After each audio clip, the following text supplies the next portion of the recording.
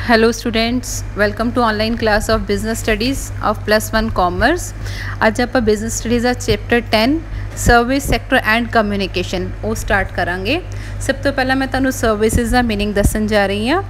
Services वो होंदियां जो कि स्पैशलाइज्ड एजेंसीज वालों प्रोवाइड कीतियां जांदियां ताकि इंडस्ट्रीज़ और ट्रेड वाले परसनस अपना काम समूथली कर सकन। अगर ये सर्विसेज नहीं होंगियां तो कोई भी बिजनेसमैन अपने काम नू प्रॉपरली या समूथली परफॉर्म नहीं कर पाएगा। तो सर्विसेज वो चीज़ां ने जड़ियाँ कि बिजनेसमैन नू हेल्प करदियां ने ताकि वो अपना बिजनेस समूथली रन कर सके। हुण सर्विसेज हुंदियां किहड़ियां ने? सर्विसेज हैगियां जिवें कि banking, communication, transportation, insurance, warehousing. इन्हां बारे सारी डिटेल स्टडी तुसी ऑलरेडी कर चुके हो चैप्टर नंबर 2 च।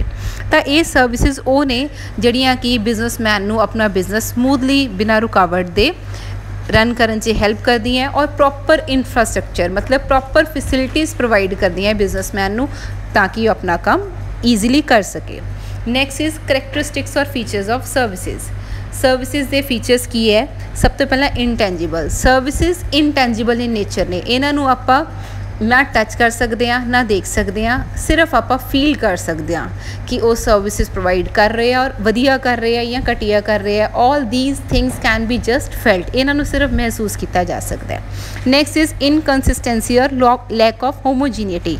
मतलब परसनस वालों ਜਿਹੜੀਆਂ सर्विसेज प्रोवाइड कीतियां ਜਾਂਦੀਆਂ डिफरेंट परसनस अलग अलग तरह दी सर्विसेज प्रोवाइड करते हैं। जिमें कि अलग अलग मोबाइल्स कंपनी वालों कस्टमर्स नू जो सर्विसेज प्रोवाइड कीतियां जा रही हैं वो डिफरेंट ने, अलग ने। एक परसन तो दूसरे दियां सर्विसेज अलग होणगियां और ये सर्विसेज कंज्यूमर दे रिक्वायरमेंट नू ध्यान च रख के प्रोवाइड कीतियां जांदियां कि कंज्यूमर दी की रिक्वायरमेंट है तो वो अकॉर्डिंग ही वो सर्विसेज प्रोवाइड करते हैं। Next is inseparability. इसका मतलब है सर्विसेज नू सर्विस प्रोवाइडर तो अलग नहीं किया जा सकता। सर्विस प्रोवाइडर का उत्थे प्रेजेंट होना जरूरी है। जिमें कि अगर कोई पेशेंट है वो डॉक्टर दियां सर्विसेज लेना चाहता है तो डॉक्टर उत्थे प्रेजेंट होएगा तो वो सर्विसेज प्रोवाइड करेगा। Next is no inventory. Services नू स्टॉक की तरह स्टोर करके नहीं रखा जा सकता। ये जिस टाइम प्रोवाइड करनी है उस टाइम मतलब फ्यूचरली इनू आप स्टोर करके नहीं रख सकते। Next is customers involvement. जिन्हें सर्विसेज लैनी है वह प्रेजेंट होना भी ज़रूरी है, अदरवाइज वो सर्विसेज नहीं लै पाएगा। जिमें कि अगर पेशेंट डॉक्टर सामने होएगा तो उन्होंने डॉक्टर दियां सर्विसेज मिलणगियां, अदरवाइज वो एबसेंस से उन्होंने सर्विसेज नहीं मिल सकदियां। Next is difference between services and goods. First difference है टैंजिबल। सर्विसेज जड़ियाँ ने इनटैंजिबल ने, मतलब उन्होंने टच नहीं किया जा सकता और देखा नहीं जा सकता। गुड्स टैंजिबल होंगे है। गुड्स का कोई ना कोई फिजिकल अपीयरेंस होंगी है, कोई आकार होंगे जिन्हों आप देख भी सकते हैं और टच भी कर सकते हैं। नेचर सर्विसेज जड़ियाँ ने वो जस्ट एक एक्टिविटी है, जिमें कि मूवी देखना, मोबाइल फोन यूज़ करना, तो एक्टिविटी परफॉर्म करते हैं आप सर्विसेज के केस से। लेकिन गुड्स जड़ियाँ ने वो फिजिकल ऑब्जैक्ट ने, जिमें टीवी का कोई वो पूरा आकार हैगा तो फर्नीचर भी उसी तरह है, मतलब समथिंग जो आप देख सकते हैं और जिन्हों आप टच करके भी देख सकते हैं। Next is inseparability. जिहड़ियां सर्विसेज ने उन्हां दी प्रोडक्शन और कंजम्पशन इक्को टाइम पर होंदी है। जिमें कि हैविंग डिनर एट रेस्टोरेंट, तो वो सर्विसेज सानूं उस टाइम पर मिलणगियां जदों असीं डिनर कंज्यूम कर रहे हैं। लेकिन गुड्स के केस से प्रोडक्शन पहला हो जाती है तो कंजम्पशन उसकी बाद च होंदी है। ईवन कि गुड्स नू कई बार स्टोर करके रखा जाता है और काफ़ी टाइम बाद कंज्यूम किया जाता है। Next is standardisation. स्टैंडर्डाइजेशन मतलब यदि कोई फिक्स क्वालिटी या कोई टाइप नहीं है सर्विसेज की, लेकिन गुड्स के केस से उन्होंने टाइप, उन्होंने क्वालिटी सब कुछ फिक्स होंदा है। सर्विसेज हैट्रोजीनियस है, मतलब अलग अलग परसनस वालों अलग अलग तरह दी सर्विसेज प्रोवाइड कीतियां जांदियां। लेकिन गुड्स जिहड़े होमोजीनियस है, सेम तरह के सानू हर शॉप तो हर बिजनेसमैन तो मिल जाते हैं। Next is ownership. जिहड़ियां सर्विसेज ने उस ओनरशिप ट्रांसफर नहीं होंदी। जिमें कि मान लो अगर डॉक्टर पेशेंट नू ट्रीटमेंट प्रोवाइड कर रहा है तो ये डॉक्टर की जिहड़ी डिग्री है वो पेशेंट को नहीं जाएगी, सिर्फ सर्विसेज जाएंगे। लेकिन गुड्स के केस से जो आप गुड्स नू सेल कर दें तो उस केस से जो मालिक है वो सैलर तो बायर बन जाता है। Next is inventory. इन्वेंटरी मतलब स्टॉक। सर्विसेज नू स्टॉक के तौर पर नहीं रखा जा सकता, लेकिन गुड्स नू रखा जा सकता है। Next is consistency. Different customers have different demand services के केस च हर बंदे की डिमांड अलग अलग तरह की होंगी है, तो इस केस च कंसिस्टेंसी नहीं है।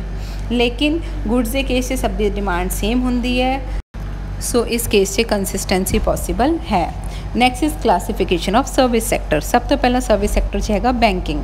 फाइनैंस हर बिजनेसमैन नूं चाहिए, भावें short term business, small business है, मीडियम बिजनेस है या लार्ज बिजनेस है। तो बैंकिंग जो है हर बिजनेसमैन नूं फाइनैंस की फैसिलिटी प्रोवाइड करता है ताकि वो अपने बिजनेस को एक्सपैंड कर सके या टेंशन फ्री होकर अपन ट्रांजैक्शनस कर सके। पेमेंट लैन च, पेमेंट देन च, हर तरह से बैंक फैसिलिटीज़ प्रोवाइड करते हैं। ट्रांसपोर्टेशन फैसिलिटी जी है वो गुड्स नूं एक जगह तो दूसरी जगह पर पहुँचाने से हेल्प करती है, क्योंकि गुड्स की प्रोडक्शन लिमिटेड जगह पर की जाती है जबकि उसकी कंजम्पशन हर जगह की जाती है। तब ट्रांसपोर्टेशन गुड्स नूं प्रोडक्शन तो कंजम्पशन वाली जगह पर मूव करने से हेल्प करते हैं। Next is warehouse and packing. Goods की प्रोडक्शन फ्यूचर लिए की जाती है। एंटीसिपेशन मतलब अनुमान लगा के कि आने वाले टाइम से गुड्स की कितनी डिमांड होएगी, तो वो गुड्स की प्रोडक्शन करके गुड्स नूं वेयर हाउस से स्टोर कर लिया जाता है, तो जदों दी डिमांड होवे तो कस्टमर्स नूं गुड्स अवेलेबल करवाते जाते हैं। और गुड्स नूं पैक करके भी रखना पैंदा जदों आपां उहदी ट्रांसपोर्टेशन करनी हुंदी है, ताकि आपां सेफली उन्हें ट्रांसपोर्ट कर सकीए। तो दोनों ही चीज़ां, दोनों ही सर्विसेज बिजनेस लिए इंपॉर्टेंट है। Next is advertisement and sales promotion. Advertisement and sales promotion marketing का बहुत इंपॉर्टेंट पार्ट है। एडवरटाइजमेंट राही असीं लोकां नूं परसुएड करते हैं, फोर्स करते हैं ताकि वो साडे गुड्स वाल अट्रैक्ट होण ते साडे प्रोडक्ट्स की डिमांड ज़्यादा तो ज़्यादा करन। Next is insurance. बिजनेस में रिस्क बहुत ज़्यादा इन्वॉल्व है, बहुत लॉसिस हो सकते हैं, तो उन्होंने ओवरकम करने लई साडे कोल सर्विसेज अवेलेबल ने इंश्योरेंस दियाँ, जिन्हां राही असीं अपने रिस्क की कवरेज करवा सकते हैं। Next is underwriting. जिहड़ियां नवीं कंपनीज़ आंदियां हैं उन्होंने अपने शेयर्स और डिबेंचर्स बेचण लई कई परसनस नूं अपॉइंट करना पैंदा है। वो परसनस अंडर राइटर्स कहलाते हैं, जिहड़े कि गारंटी लैंदे ने कि असीं तुहाडे शेयर विकवा दांगे। इन केस उन्हां विचों अगर कुछ शेयर बच जाते हैं जिहड़े वो नहीं वेच पाते, तो वो अंडर राइटर्स खुद परचेज कर लेंदे ने, पर अंडर राइटर्स गारंटी प्रोवाइड करते हैं कि असीं तुहाडे इन्ने शेयर्स सेल करवा दांगे। तो जिन्ने दी उन्होंने गारंटी ली होंदी, अगर उन्हां चों कुछ अनसोल्ड शेयर्स या डिबेंचर्स बच जाते हैं तो अंडर राइटर्स उन्होंने खुद परचेज कर लेंदे हैं। तो आप कह सकते हैं अंडर राइटर्स गारंटी एजेंट होंदे हैं जिहड़े शेयर्स और डिबेंचर्स की सेल करवाते हैं। Next is hire purchase and instalment credit. ये बारे आई थिंक सारिਆਂ ਨੂੰ पता होएगा। जिहड़ा आप अजकल इंस्टॉलमेंट से समान खरीद लैंदे आ उहदे नाल गुड एसट साडे कोल आ जांदा है, लेकिन उहदियां असीं इंस्टॉलमेंट्स हौली हौली भरदे रहने आ। उहदी ओनरशिप साडे नाम ते उदों ही हुंदी है जदों असीं उहदी आखिरी इंस्टॉलमेंट पे कर दिंदे आ। Next is demat service या डिपॉजिटरीज़। डी मार्ट सर्विसिज हैगियां ने शेयर्स लई। पहला शेयर्स नूं जदों आपां खरीददे सी तां सानूं एक कागज़ी तौर ते प्रूफ मिलता सी कि असी इन्ने शेयर्स परचेज किए हुए हैं। तो पहला एक फिजिकल फॉर्म होंदा सी। फिजिकल फॉर्म मतलब कागज़ पेपर का बनया होया एक कॉन्ट्रैक्ट जिहड़ा शो करता सी कि असी कंपनी के इन्ने शेयर्स खरीदे हुए हैं। हुण वो सारा काम हो चुका है। डी मार्ट मतलब जिस कोई मटीरियल यूज़ नहीं होएगा, सारा रिकॉर्ड कंप्यूटर उपर मेनटेन किया जाएगा। तो जिन्हें शेयर्स खरीदे होंगे उहदे अकाउंट से शेयर्स क्रेडिट करते जाएंगे, जिन्हें बेचे होंगे उहदे अकाउंट चो शेयर्स डेबिट करते जाते हैं, मतलब कट ले जाते हैं। So these are the various types of services या classification of service sector. That's it for today students. Thank you and have a nice day.